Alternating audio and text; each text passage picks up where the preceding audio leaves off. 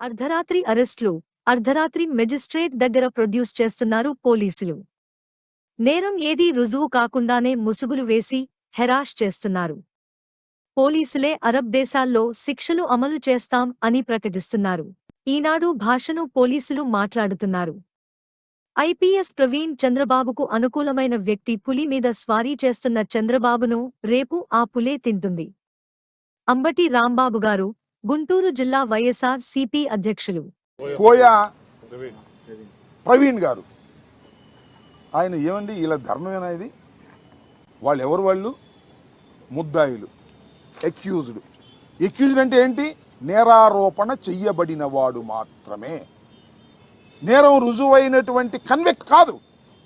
నేరారోపణ చేయబడిన వాడు కోర్టులోకి వెళ్ళి సాక్ష్యాధారాలన్నీ నిరూపణ అయిన తర్వాత కన్విక్ట్ చేస్తారు. అప్పుడు కన్విక్షన్. ఈ వర్ర రవీంద్రారెడ్డితో పాటు ఇద్దరిని రాత్రి ప్రొడ్యూస్ చేస్తే సేమ్ టు సేమ్ మన చిలకూరుపేట కేసులాగానే వర్ర రవీంద్రారెడ్డి మ్యాజిస్ట్రేట్ గారికి రిపోర్ట్ చేశాడు. మొత్తం టోటల్గా నన్ను ఇల్లీగల్గా కస్టడీలోకి తీసుకున్నారు. నన్ను 5వ తారీఖున ఒకసారి కస్టడీలోకి తీసుకొని అక్కడ 41 నోటీస్ ఇచ్చి పంపించేశారు. నువ్వు వెళ్ళిపోయాను. మళ్ళా 6వ తారీఖునో 7వ తారీఖునో ఏం చెప్పాడు, ఇంకా దాంట్లో స్టేట్మెంట్ రాలేదు. మళ్ళీ అర్ధరాత్రి లేపుకొచ్చారు. 4 రోజుల నుంచి తిప్పుతున్నారు, కొడుతున్నారు, విచ్చలవిడిగా కొట్టారు.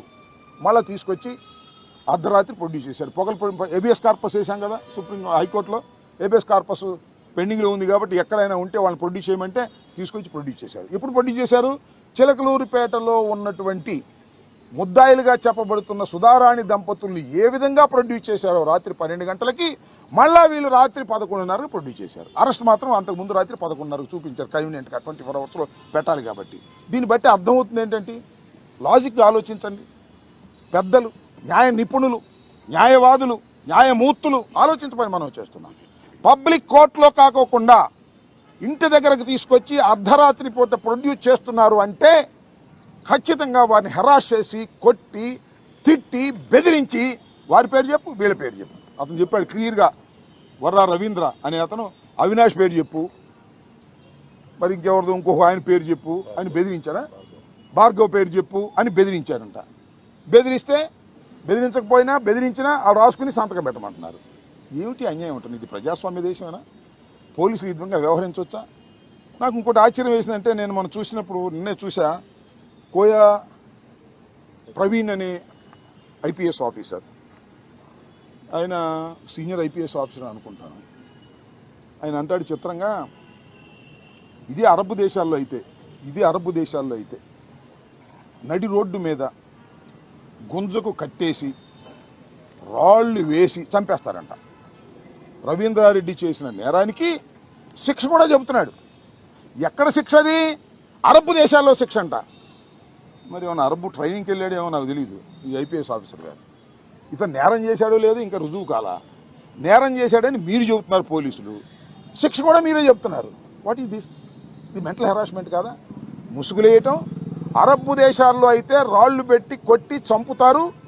అసలు వీళ్ళు కర్మాగారం, ఈ మధ్యన కర్మాగారం అనే పేరు ఈనాడులోనూ ఆంధ్రజ్యోతిలో వచ్చింది, చదివినట్టున్నాడు. లేదా చంద్రబాబు నాయుడు చెప్పన్నాడు, కర్మాగారం ఫ్యాక్టరీగా తయారవుతున్నారు అనేటువంటి మాటలు మాట్లాడుతుంటే ఇక పోలీస్ వ్యవస్థను ఏమనాలి?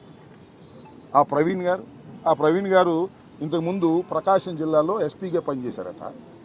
ప్రకాశం జిల్లాలో ఎస్పీగా పనిచేసినప్పుడు ఎన్నికల కమిషన్ ఆయన బదలాయించేసింది, ట్రాన్స్ఫర్ చేసేసింది. ఎందుకో తెలుసా?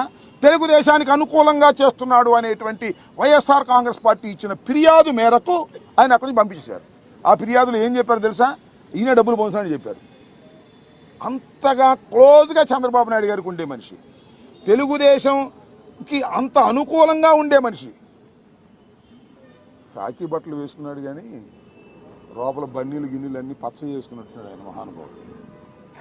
తెలియకడుగుతా ఏం మాటలు మాట్లాడుతున్నాడు? మీ డ్యూటీ మీరు చేయండి. నేను what I'm requesting all the IPS officers, ఒకటే మనవి చేస్తున్నా, చట్ట ప్రకారం మీ పని మీరు చెయ్యండి.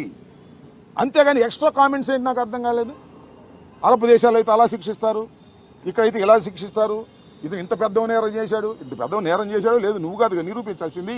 You are after all a investigation officer, that's all. నీ పోలీస్ డిపార్ట్మెంట్ నిర్ణయించవలసింది న్యాయస్థానాలు.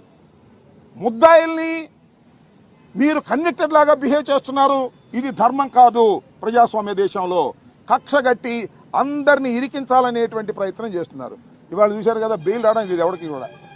ఒకసారి అరెస్ట్ చేస్తే బెయిల్ వచ్చింది అనుకో కోర్టులో, ఇంకో కేసు ఎమ్మటే రిజిస్టర్ చేసి ఇంకో కేసు, ఆ ఊర్లో కేసు, ఈ ఊర్లో కేసు, ఇట్లా కేసుల మీద కేసులు పెట్టి వీళ్ళందరూ కూడా హ్యాబిచువల్ అఫెండర్స్. ఏంటండి సోషల్ మీడియా వాళ్ళు హ్యాబిచువల్ అఫెండర్స్ ఏంటండి? నేను పెట్టను పోస్టింగ్లు, నేను ట్విట్టర్లో నేను పెట్టను పోస్టింగ్లు, విమర్శ చేస్తూ రాజకీయ విమర్శ చేస్తూ ఏమిటి అన్యాయం అంటున్నా. పరాకాష్ఠకు జరిగింది. అయ్యా నారా చంద్రబాబు నాయుడు గారు, మీరు పులి మీద స్వారీ చేస్తున్నారు, జాగ్రత్త. ఆ పులే మిమ్మల్ని తింటుంది రాబోయే కాలంలో, గుర్తుపెట్టుకోమని మనం చేస్తున్నా.